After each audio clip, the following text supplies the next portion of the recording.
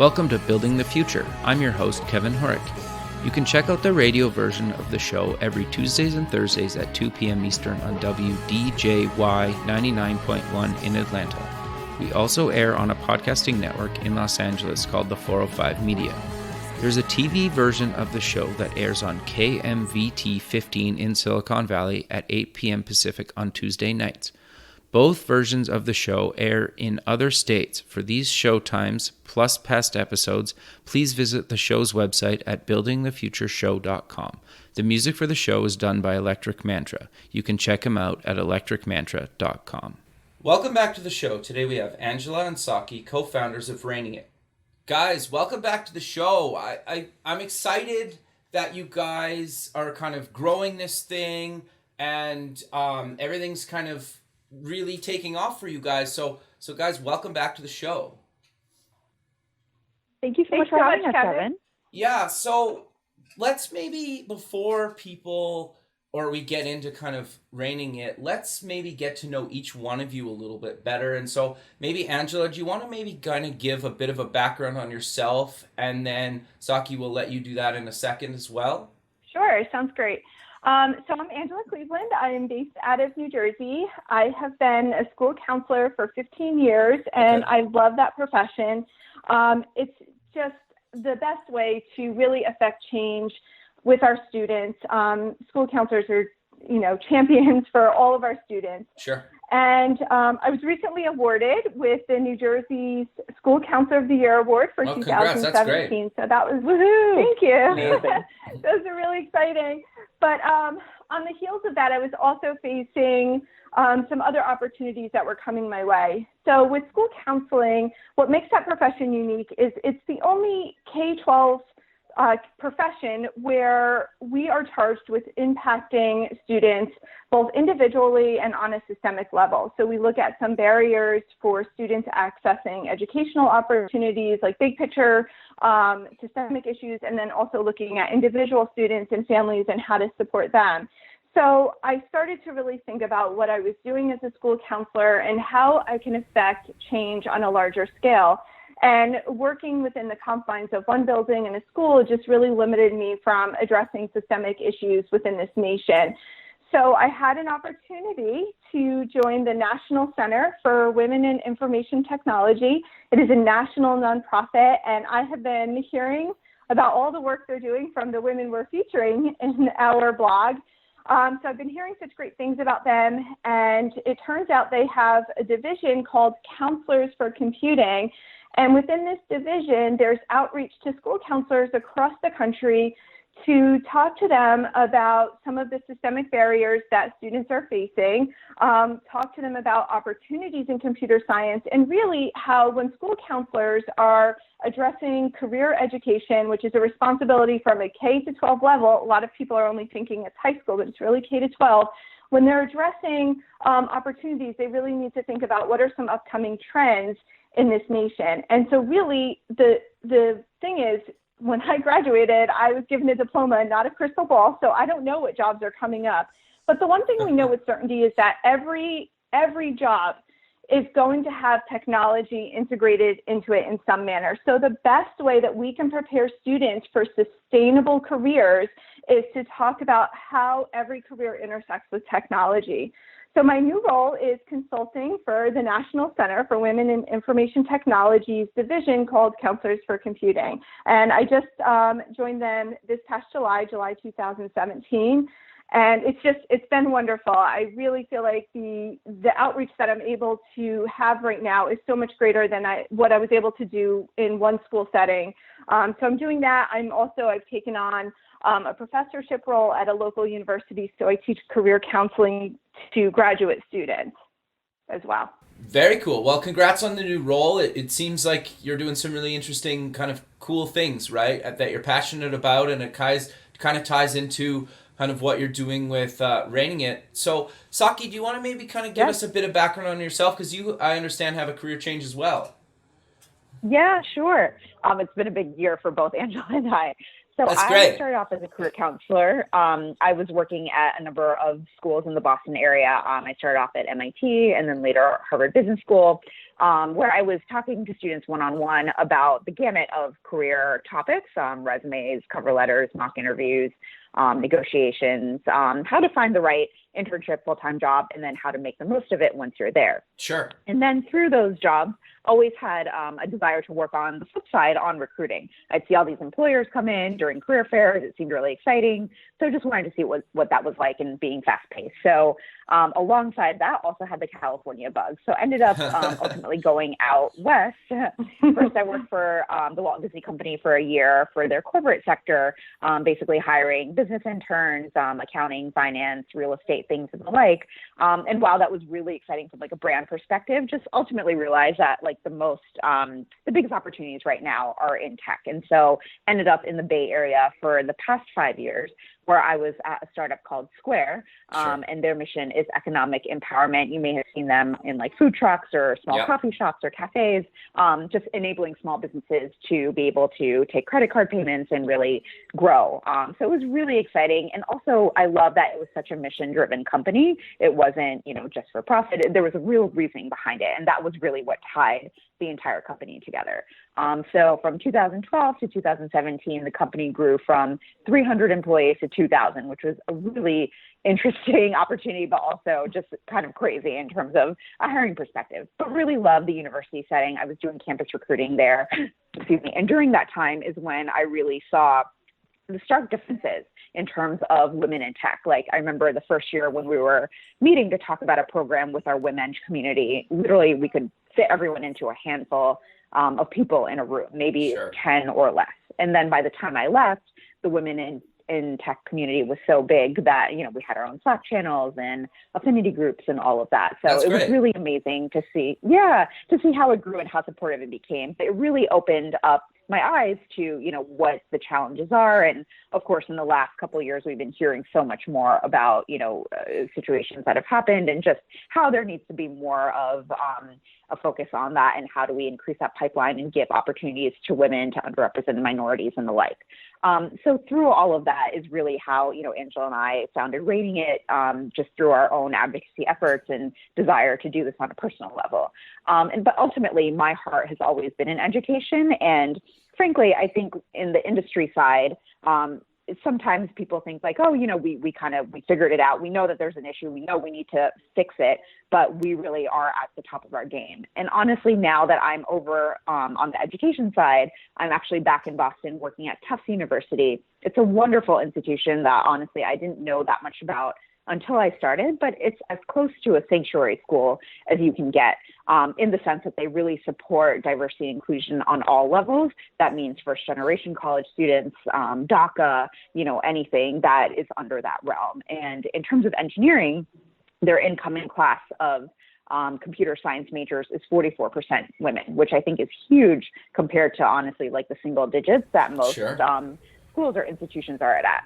So ultimately, what it's really taught me at this point in life is I think education and the higher ed sector, does know a lot about the space. And I think a lot of industries can learn a lot from that. And they've been really supportive about the efforts that Angela and I have for Reigningit and just continuing on that work. So yeah, Angela and I have kind of flipped in that I've come back to education and she's gone into industry. So it's just great. And we have so much to talk about. So, well, no, that's great though. And congrats on your new job as well. I think that's great, right? Yeah. And like I kind of mentioned earlier, that you guys have been on the show a year and a half or so ago. And so for people that haven't heard of Reigningit, maybe like give a quick overview of what you guys are doing with the platform and kind of how it came to be. And then we'll kind of get into what's changed since then, because you guys have been doing a lot of exciting stuff and it's been growing like crazy. Sure. So I can talk to you about, where the idea was born. Sure. And then Saki, I guess, you could take on a little bit more about what we're doing. Sure. So basically it's one of those moments that we always remember and reflect back on. In April of 2015, Saki was organizing a platform, a discussion at Spelman College to talk about women in tech. And it was a really great function. It was connected with the Clinton's No Ceilings initiative, and she invited me to attend. And there was a woman in the audience who stood up, and she talked about how hard she fought to get to college, to study computer science, that, it has not been an easy journey. And she was entering her first internship, and she cried as she talked about how she felt so alone, that she was the only woman, she was the only person of color, and she just felt like she didn't belong after, all this time fighting so hard to get to this point in her life. She just didn't feel like she fit. She didn't feel like she belonged in that community. And that was the moment that really resonated with Saki and me. We talked about how I as a school counselor, I was working with 5th and 6th graders. I started to see that there was, that was a point where students were sometimes making decisions about what was right for them based on their gender identity, based on their experience and their access to opportunities in the world. And Saki was also on the recruiting end seeing the results of that, where she noticed that there was some challenges in recruiting a diverse workforce because there just weren't many people there. So we sat there and we said to ourselves after this meeting, we said, we have to do something about this.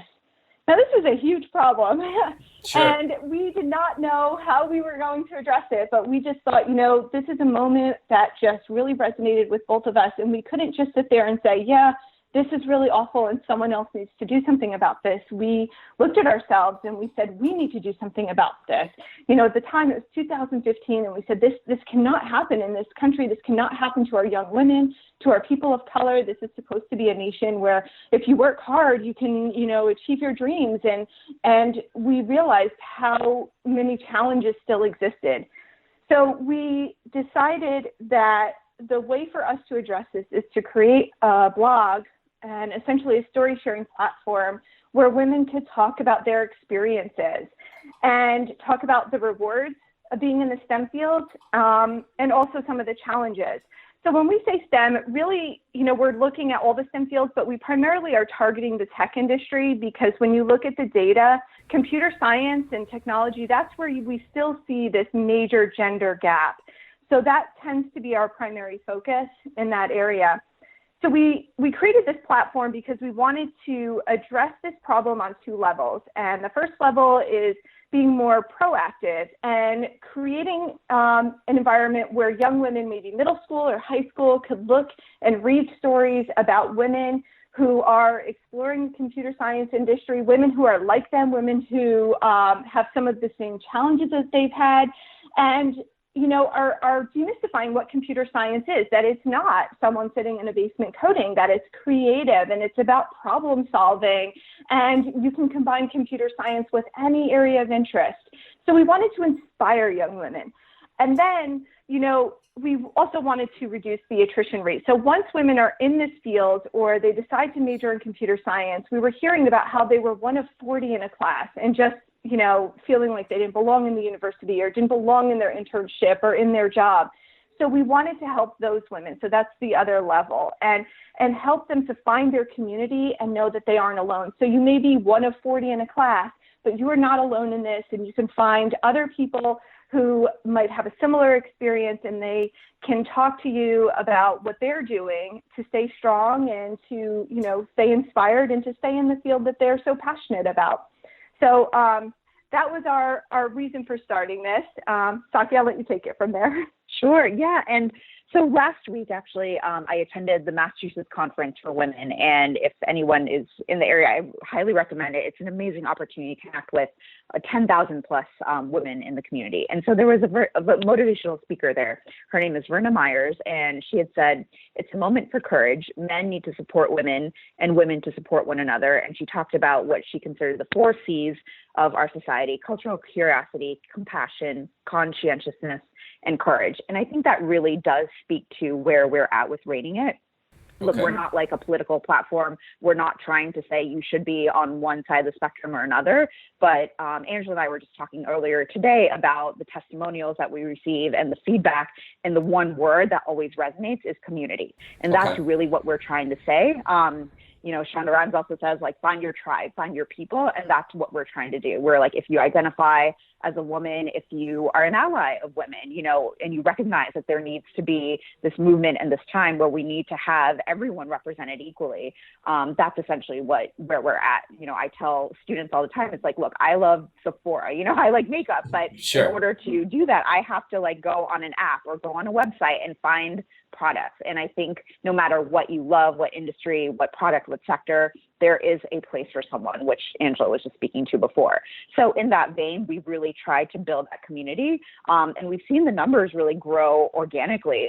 Initially it was a lot of Angela and I doing our own outreach, asking women to be part of this initiative or if they were interested. And because that's really snowballed, that's why we're seeing our numbers really highly reflected. So on our Medium, our blog page, we have 4.6 followers. So having close to 5,000 followers, I think, is really, really telling. And on our Facebook page, we have close to 6,000 women as part of this closed community. So we want it to be safe. We want it to be inviting. We want it to be supportive and a space where everyone can feel open and comfortable, saying where they're at, whether they have vulnerabilities, whether they have something to offer, whether they have a question or an answer to something. So that's really where we're at right now and trying to build that. And frankly, having come from the West Coast and San Francisco, where I really saw a lot of these things firsthand, and coming back east, I'm really excited to implement a lot of the programming and initiatives especially in the Boston area, where I think it's so primed for growth. There's a lot of talk about GE potentially being headquartered here, or Amazon even having basically a second home base here.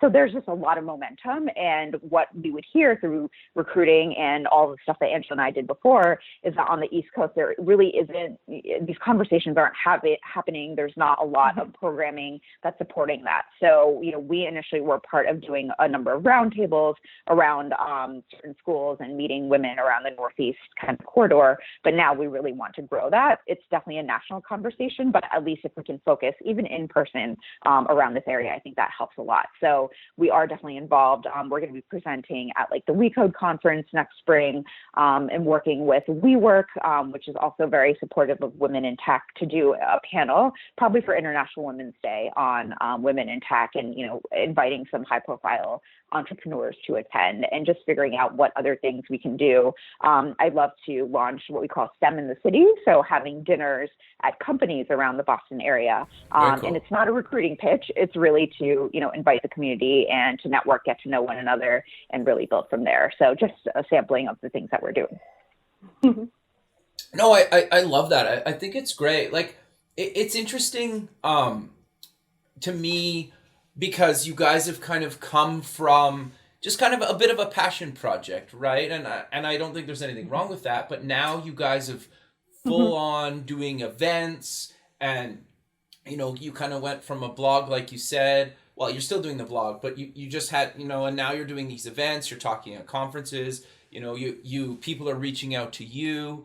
It's kind of fascinating to watch this stuff kind of grow, and kind of why I wanted to have you guys back on the show, because I want to kind of I like following kind of journeys of people doing things and kind of watching them from kind of, you guys were on a year and a half ago, and now you're back on having a conversation. So how have you guys kind of grown, Reigningit from kind of a year and a half to kind of present day? Walk us through kind of that journey.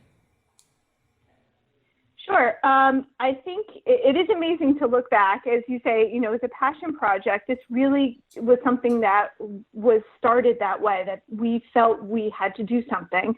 And we are just, I think what's helped with our growth is the fact that Saki and I really listen to the women in this community. Okay. What's interesting is when you talk to a lot of the women who are, there, they oftentimes don't know that she and I are the ones behind Reigningit.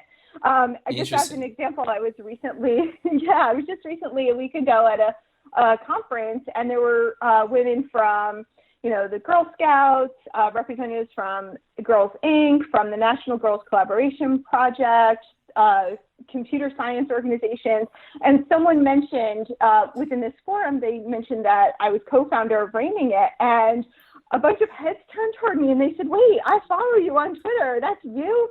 So that makes me That's awesome, feel though. really proud because what makes me feel good is Saki and I very much are not putting our names and our faces out there. We're creating a platform to spotlight others.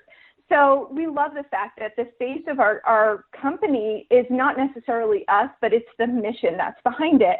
And that's what makes me feel good, that it's not just, just Angela and Saki. It's something that's so much bigger than the two of us. So I think that what's helped us to really grow is that we, it feels like we just created this framework and then women came to us and said, oh, can you, as a most recent example, can you start a Slack channel? Because we want to have a way for us to connect with each other and share internships or job opportunities. So we did that. Someone else had mentioned some time ago, can you create a Google Sheet where we can connect with each other to find a mentor, or maybe I want to mentor someone else and give back.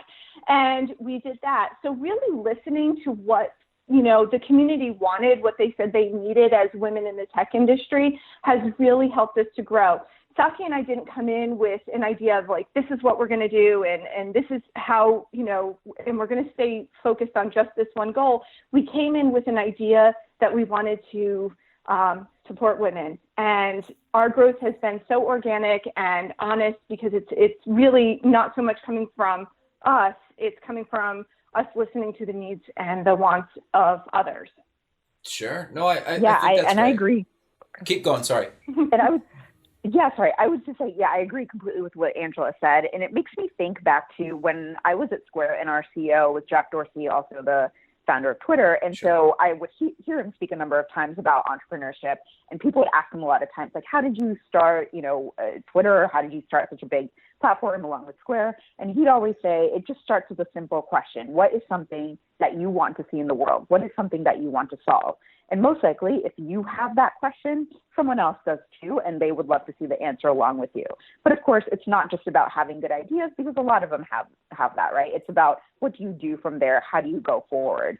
So I think almost subconsciously, Angela and I ended up doing that. We had a question that we wanted to solve, which was how do we inspire more women to pursue careers in tech and STEM and support one another? And so, as she mentioned, organically, we just kind of started putting stories out there, and then it really just took a bigger effect. And from there, we've come to the point where we are now. So I think it really is so validating to us to know that, there is that need. And we, as she said, it really depends on the feedback that we have. The reason that we are starting the Slack channel is because one of our women said, hey, what do you think about having a Slack channel? It'd be great to have more dynamic conversation. So things along those lines. So we're just trying to figure out what makes sense and, always just kind of reprioritizing based on what we're kind of hearing out there in the environment.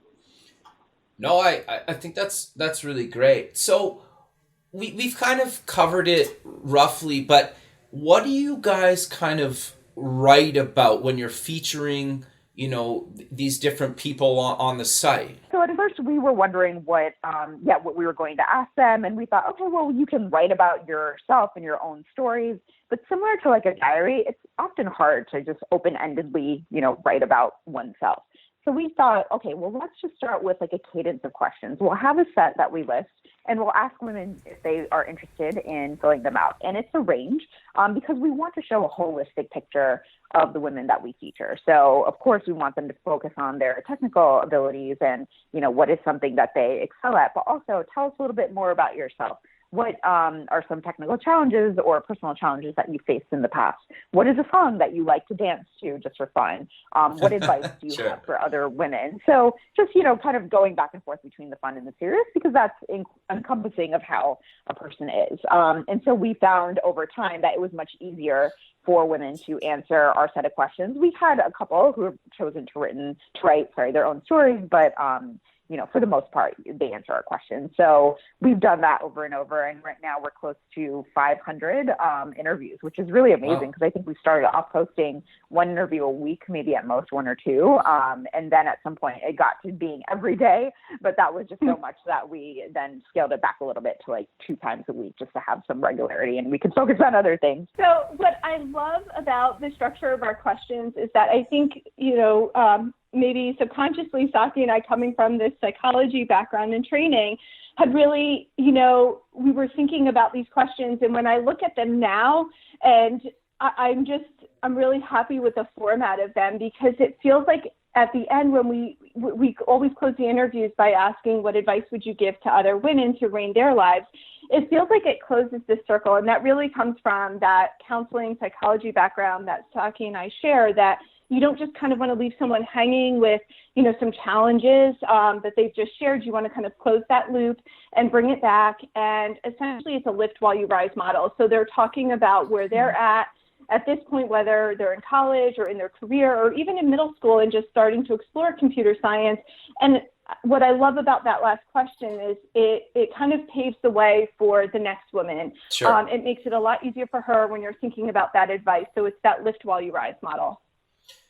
No, that's interesting. So, and like my day job, like our CEO's female, and she's been great, right? And I think, like, at least in my experience, we don't really treat her any different than kind of, how sometimes it's portrayed in the media. And I've had other people on the show that have basically said something similar, like they just go in, do their job, own it, and they kind of just get the respect. And I understand that that's not always the case, and in a lot of cases that's kind of not normal at all, right? For depending on industry and what. So I'm curious though to know your guys' thoughts on even the women that basically say that they address that there's a problem, but maybe that they're just kind of like maybe don't think it's as big as a problem as they've kind of experienced, because maybe they're a little bit of a stronger personality type, or they just kind of don't really necessarily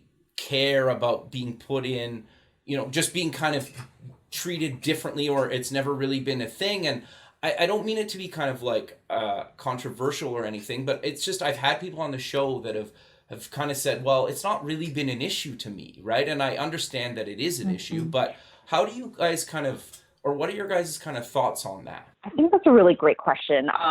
And I think that's ultimately what we're trying to do with Reigningit, is giving women that platform to say that it's a multi-layered problem, solution. There's so many pieces to it. And to your point, not everyone is going to experience it in the same way. So we do have some women who, have very dire circumstances. They're the only woman in their class. We've heard stories where their male classmates have turned around and say, oh, you want the marketing class that's down the hall. You're not in the right place. Right. To others that feel that they are very well supported. So I think at whatever point that someone is in, hopefully it inspires them to say, if it is dire, that it can get better, and here is a community that can support you. Sure. Or if you already do feel well supported, then that's fantastic. And I think that there is so much more awareness going into it. We've heard about Susan Fowler's story. We've heard Ellen Powell's. There's so many others that are out there that we probably haven't even heard of. Sure. And I think because of that awareness, things are getting better and better. I know that from the recruiting standpoint, there's so much more emphasis put on, making sure that we are being fair and hiring more women, not to fill a quota or to fill a number, but just because, we want to be encompassing of all people in all backgrounds. And so things like Grace Hopper, there's so much more of an emphasis from a company recruiting standpoint. So if anyone attends that conference, you'll see thousands of companies there now. Some companies bring as many as 100 people. I know that it can be like the single biggest kind of factor in terms of budget and resources put behind recruiting women in STEM. So all just really to say that I think there are multi-layered experiences, and we want to make sure that we are inclusive of all of them. I feel like along with that is, our goal is not to really push people to a level of awareness that they're not ready for. Okay. So we're not trying to tell people that their experiences are wrong or their belief systems are wrong. We just really like to honor where they're at, and maybe they haven't experienced certain challenges, and that's wonderful. But if that's where they're at, then it's not really beneficial for us to say, but hey, wait a second, you should feel a certain way. Sure. So we really like to honor where they're at. But I think what happens is, rather than us just jumping up and down and saying, hey, this is what's going on. Reading all of these stories and looking at the qualitative data, hearing these narratives of, women having some of the same challenges really speaks volumes, speaks so much more than what we can say as individuals. Sure. That information is there, and surely the data is there that backs it up as well. Sometimes people can be, if they're kind of stuck in a mindset that this has been my experience, and because of this data point of one, this is what I believe about the world, it can be a little bit tough to break through that. And so rather than butt up against that, I think sharing the stories is one of the best ways to give people a glimpse into other people's lives and some of the challenges that they're facing. We believe so strongly in the power of sharing our stories to, open minds and open hearts and change the world. No, I think that's great. And kind of why I brought that up is because I think at the end of the day, it doesn't really matter where you are in your career, whether you're just starting out or you've been in something for a long time, or you're just starting a startup, or you've sold a startup. You have different problems, right? And you guys are basically building a community around people that have kind of are starting off, have been there, and kind of everywhere in between. And just being able to read about somebody that went through the same thing, good or bad, and potentially even being able to reach out to them and say, or just saying like, your story inspired me, or, I'm looking for this tool to solve this problem. How did you solve it in your past? That's right. Insanely useful, right? I think for anybody, right? It doesn't matter about geographic region or even industry, just being able to say like, I need this and you did this. How did you go about doing that? And having a network, and especially like a Slack channel or something like that to help with that is actually really great. And I think what helps too is, as you're pointing out, Kevin, that there are certain experiences that certainly unite us across, all areas, geographic, gender, socioeconomic status, all of those things. There are certain common experiences. On the flip side of that, I think what's really helpful is there have been people who've reached out who've said, this has been my experience and I've had a pretty good experience. I maybe had some family members who were in tech who gave me some support. I had access to finances that supported me through college. I didn't really struggle, but they're reading other stories and it starts to open their eyes to their own experiences and helps them to recognize that there are maybe, they were the beneficiary of certain areas of privilege that they hadn't considered that other people didn't have access to. Sure. And how the lack of that access to those privileges has created some barriers that they were just simply not aware of because it was part of their world. So something that, like we may take for granted, like our families or our, living in a community where technology is talked about, or there are certain industries, like if you're out in, the Bay Area, Sure. where people are talking about technology versus other parts of this country where it's not really part of the discussion, and you're growing up in an environment where maybe the main form of employment is not in technology, it's in another industry. Your world is very different. Sure. So I think that it can help to unite people when they talk about common areas of challenge, and it can also open up their eyes when you start to realize that, oh, wait a second, this person has had a very different experience. We share the same interest in what we want to study and what jobs we want to have, but their pathway has been riddled with barriers that I was so fortunate to not have to face. Increases empathy essentially. Yeah. Yeah, no, I think that makes a lot of sense. And I think it's actually kind of interesting because I think the thing is, we all do it, right? At some point, kind of Google online, or you try to ask people for kind of advice, but being able to have the resources to just kind of go to, or even just, well, you don't understand really how complicated or how kind of lonely it can be unless you're kind of doing a startup yourself, right? And I think even like close family and friends don't understand sometimes. Like they might be sympathetic and they might hear you out, but like and I don't even mean it mean, it's just like they don't really understand sometimes that you're right. It's like it's just you and you're starting an idea in a small town somewhere, and none of your friends even have don't really use the internet other than kind of just maybe social media and surfing the web, like it can be lonely, right? But having kind of online communities to support that and even learn and kind of like, oh, I should check out this conference or, take this class or try this piece of software is hugely beneficial to anyone, really. Right. And that's what we say ultimately to our women. It's like, you are going to be the future leaders, right? You're the next entrepreneurs, you're the next VCs, you're the next CEOs. So if nothing else, like, this is a great community to network and get to know one another with. And we see that too, to Angela's point, like, she meets women traveling at events that we are now talking to online. So it's so amazing to see these people literally come to life, right? We feel like we know them so well. And then to see them live, and it goes both ways. Women come to us like, oh my gosh, we're part of Reigningit. We read the stories, or they've been featured at some point. And then we also recognize other people. So now when we go to conferences, we do have meetups like, oh, who's going to be there? Let's meet up, let's have a dinner, let's have a roundtable discussion. And just one other point, like, even outside of just being entrepreneurs or being part of companies, it's also an issue with VCs, right? If you're trying to raise money for your own startup. We screened a movie called She Started It with the director Nora Pogi earlier this year, and it was following a number of women who, were trying to get their startup funded and how they are received in even the VC world. So I think that's another whole layer to it as well. And I think what helps with what helps with the community coming together is, it's almost a therapeutic environment that we've created. Saki and I have, we've just been honored that so many women have the courage to share parts of their story that are deeply personal. They talk about some of the challenges, whether it's, losing a parent at a young age or struggling with, mental illness or, abuse or things like that. They've been very open about that. And I think that helps, it takes some of these experiences that they're not alone in, they're not the only ones.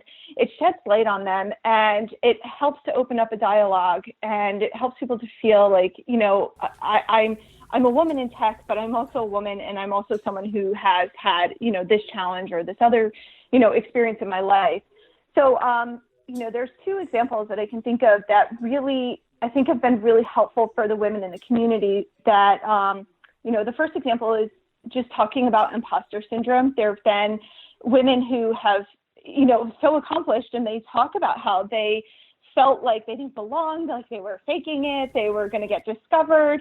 And the more women talk about those feelings, and, because that feeling is, it grows in darkness. And when you shed light on it and talk about, oh, I feel this way, and someone else says, oh, wait, I feel this way too. And, we're not alone. And it can be really helpful. I know, I had shared in the group recently when I took the job as a professor, I said, I feel so unqualified to do this. What do I know about teaching graduate students? And someone said to me, wait a second, you present on a national level. Like, what are you talking about? You can do this.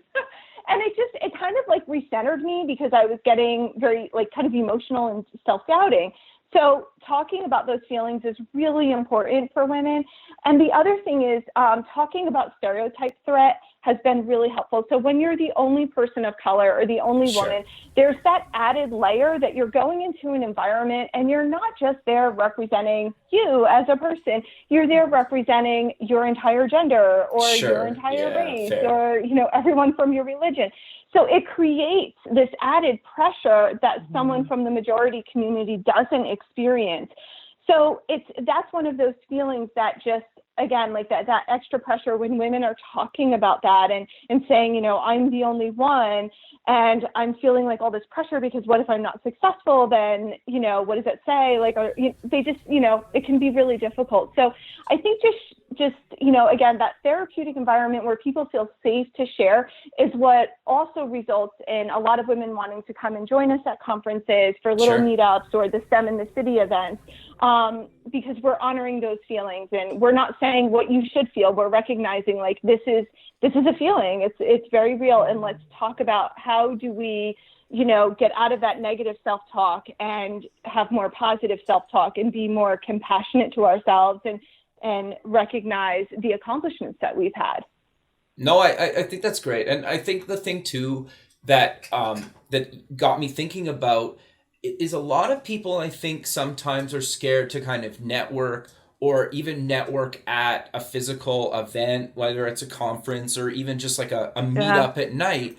But like Mhm. if they've talked to somebody, on your Slack channel, or read about their journey kind of on your blog, or whatnot, and they know that person's going to be at a conference or an event or something, it's a lot easier to Mhm. say like, hey, we should meet up. And then, even if it's like one other person, and then you both kind of, almost network together is maybe a stupid way to put it. But if you're both kind of just like, not necessarily talking to each other the whole time, but if the two of you are going Mhm. around to different kind of groups, introducing yourselves, it's a lot easier and it's less scary when there's like you and one or two other people than if it's just you go by yourself, Mhm. right? Especially if you're Yep. kind of early Yep. on in your career, or maybe a bit Mhm. younger, or I don't know, like sometimes, like, to be 100% honest with you, I started the show because I was scared of public speaking, right? And so for Oh, me wow. it was like a big and it still kind of is. Some days I'm just like, oh, but I think the thing is, it's like getting and inspiring people to push themselves out of their own comfort zone is basically what you're trying to do. And I think at the end of the day, it's not necessarily like you need to go like crazy, but like go to a net, like if you're totally scared of going to events because you're scared of talking to, going up to random strangers, if you meet up with somebody Mhm. there, and now it's that you've maybe chatted with online or in your Slack channel, and then maybe they introduce you to a couple Mhm. people, and then the next time you Yeah. go to an event, some of the people at that event because you've been there before, and then you start making friends, and all of a sudden you end up knowing kind of everybody at that event, right? And so, Mhm. and then Absolutely. Mhm. after you're more comfortable with that, you tackle something else that you're kind of wanting to push yourself out of your comfort zone. And that's basically what you guys Absolutely. are inspiring people to do, or at least or at least a part of Yeah. what you guys are trying to do. Yeah, that's it. And honestly, I think that's Angela and I starting Reigningit together. That was part of it too. Is like I think it Sure. would have been very daunting for us to do this on our own. And as I totally agree with what you're saying about it can be daunting and getting in it together and helping each other out. And I would always tell my managers, I'm like, there's no I in team, right? When Yeah, someone yeah, does well, it brings up everyone else. It's not like one person is yeah, yeah. successful to the detriment of everyone else. So I Sure. think we Mhm. have to get out of that crab in a pot mentality where you're like pulling each other down. It's like, no, there's more than enough opportunities for everyone. And, case in point, I think with Angela and I, and if we can do this, then like Mhm. anyone can do what they want as well. Sure. And the other thing that I really want to stress as well that you guys have covered, and I've had people on the show openly talk about it, is like there's people that have sold companies to like BlackBerry or Google and you name it, and they've made hundreds of millions of dollars that still feel Mm-hmm. like a fraud, right? Or that they're going to get like found Mm-hmm. out. Right. And like, so Mm-hmm. I think just kind of stressing that again, just to people kind of listening, that I think everybody at a certain point kind of feels like they don't deserve what they've kind of accomplished, right? And so I Mm-hmm. think that's maybe that never goes away. It's as you get more successful, but if you can acknowledge that other people are feeling that way, even if they never need to work again because they've sold a company, and they're in everybody else's eyes they're extremely successful, a lot of those people still feel like they're not successful at all, which was Yeah. really eye opening to me, right? I was like, what? What are you talking about? Like, right? Like, if you've Yeah. basically Yeah. you started something from nothing, you sold it, you never need to work Mm-hmm. again. That's basically everybody's Mm-hmm. dream, at least in business, not even tech, right? Like, Right. Right. so That's true. And I feel like I saw that so much firsthand just in Silicon Valley with, the number of founders who are sure. still at the companies that they've started, and case in point with Square and Twitter. And like, it is amazing. And to your point, it goes to show that like, they're not done solving, what they initially set out to do, or what is the next iteration of that? How do we scale this? How do we make this better? And it ultimately goes to your personal value, and that you feel like we're so tied to a movement or initiative or a product that we want to see this all the way through. Yeah. And I Mhm. really admire people who do stick to that and don't feel like, oh yeah, well now I'm done and can, cruise from there. Sure. Well, but sadly, Angela and Saki, we're coming to the end of the show. So let's promote and mention where people can get more information about you guys and check out the blog online. Sure, absolutely. So Our website is reigningit.com. So to spell it, just think about it's like ruling, like a queen in a sense. Sure. So reigningit.com. And we love that as a name because it's really about ruling your own life and not being defined by standards that that society says that you can't do this because you're a girl or, things like that. Sure. So that's our website, reigningit.com. You can follow us on Twitter and Instagram. It's @reigningit. Saki, you want to talk about the blog? Or? Sure. And then we are on Medium. So that is medium.com and then /@reigningit. And we have all these resources on our website too. So as long as you remember reigningit.com, you can be routed to everything else. Perfect. Well, I really appreciate you both being on the show again and taking time out of your day to be on the show. And I look forward to keeping in touch with you, and have a good rest of your day. Thank you so much, Kevin. Yeah, thank you so much. And thanks for giving us a platform to share about what we're doing and to support other women. You're a great ally for women in tech. Well, I appreciate that. I just like having interesting conversations with people, right? And having people like yourselves that are actually doing this stuff, right? And it's also interesting to talk to other people promoting other people, because that's basically what I'm doing. I like having these conversations, but I'm basically promoting other people and kind of what I find interesting. So, I really appreciate it, and I have a good rest of your day, and we'll talk soon. Okay, thanks. Thanks, guys. Okay, bye. Thanks for listening. Please visit the show's website at buildingthefutureshow.com. Also check us out on Facebook at Building the Future Show and follow us on Twitter at Building Show. The music for the show is done by Electric Mantra. You can check him out at electricmantra.com and keep building the future.